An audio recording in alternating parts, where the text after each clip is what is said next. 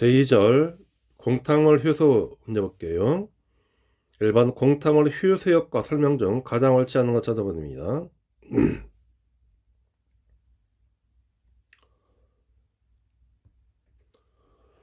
먼저 변제공탁 효과를 알고 있죠. 변제공탁이 이루어지면 어떤 효과가 생기는지 문제인데, 가장 중요한 거는 그런 채모가 없어지는 겁니다.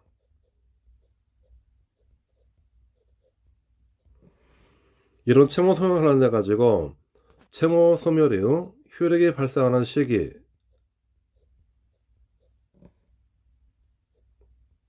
학설이 여기는 정지 조건설이 있고,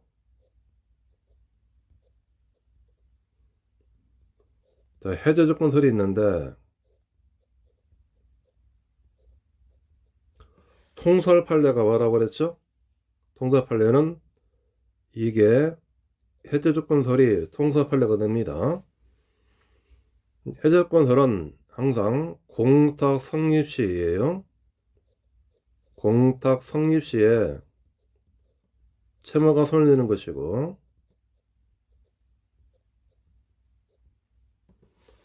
단 공탁자가 공탁물을 휴소하면은 그런 채무 소멸 효과는 소급적으로 없어진다. 이게 해제 조건설의 내용입니다. 두 번째, 채무가 소멸되면은 거기에 있는 담보권도 없어지는 겁니다. 이 담보는 인적 담보, 물적 담보를 불문합니다.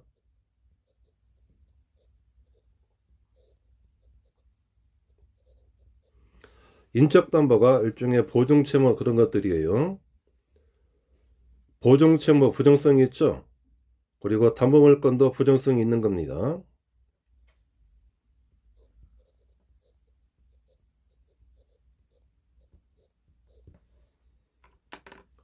주채무가 소멸되면은 보증 채무도 부정성으로 인해서 없어지는 것이고, 그리고 피담보 채무가 소멸되면은 담보 물건도 부정성 원칙으로 없어지는 겁니다.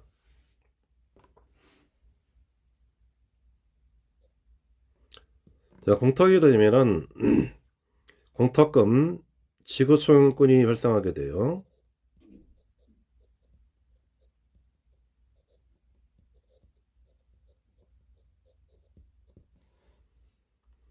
즉 채권자는 공탁금 출고청구권이 생기는 것이고, 공탁자는 공탁물을 회수할 수 있는 회수청구권이 생기는데, 이때 이에 관해서 피공탁자가 공탁에 불수락을 했다는 겁니다. 하더라도 출고청구권은 여전히 존재한다고 그랬어요. 그래서 그자와 채권자, 즉 피공탁자와 채권자는 거기에 강제 입행할 수 있다고 그랬어요. 네 번째, 채무가 없기 때문에 그때는 더 이상 이자 지급할 필요가 없습니다.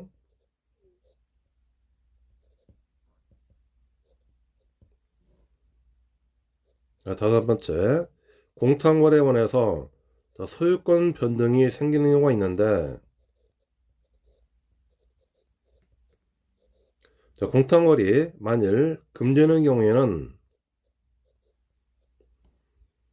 이건 일종의 소비임치가 되는 거예요. 소비임치가 돼요. 그러면은 금전이면은 바로 공탁소가 소유권을 취득합니다.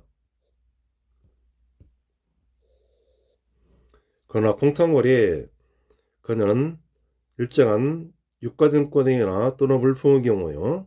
공탁물이 물품의 경우입니다. 또는 유가증권의 경우에는 그때는 공탁소가 소유권을 취득하지 않아요. 여전히 공탁자가 소유권을 갖고 있는 겁니다. 이게 변정타 효과 5가지예요. 그렇다가 공탁자가 그거를 휴수를 하면은 휴수 효과인데,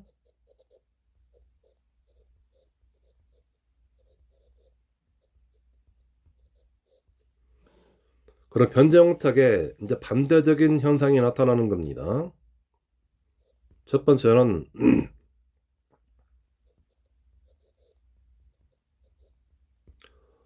채권은 소멸하지 않습니다.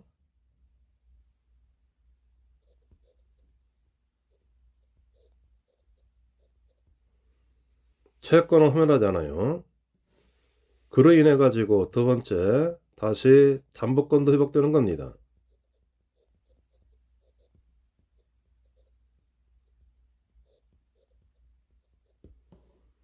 여기서 주의할 거, 질권, 저당권의 경우에는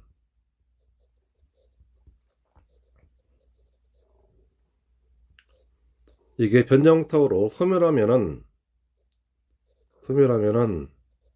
더 이상 휴선을 할 수 없다고 그랬어요.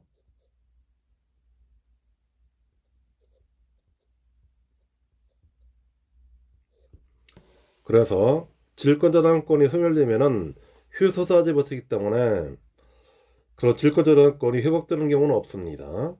그러면은 질권저당권 이후 담보권이 회복되는 겁니다. 세 번째, 이자 지급 의무가 생깁니다.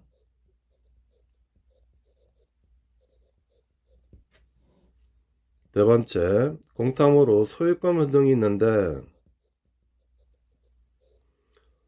공탁물을 금지하는 경우에는 휴소를 하면은 당연히 공탁자가 휴손에 인해 가지고 그런 소유권을 다시 회복하게 돼요.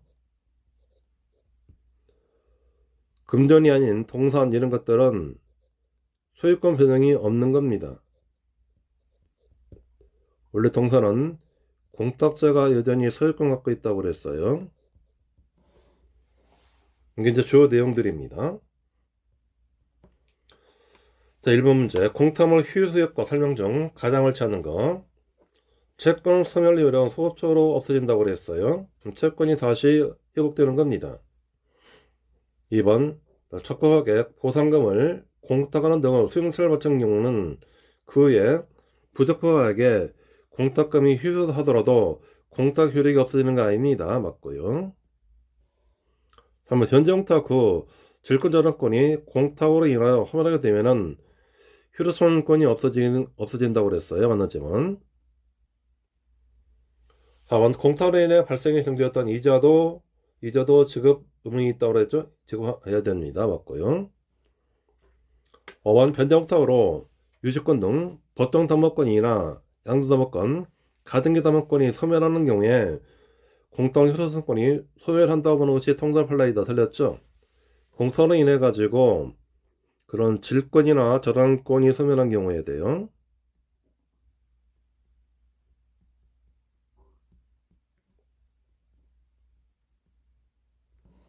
이런 경우만 휴소를 할 수 없다는 규정입니다. 이게 물리해석이에요. 5번은 틀렸고요.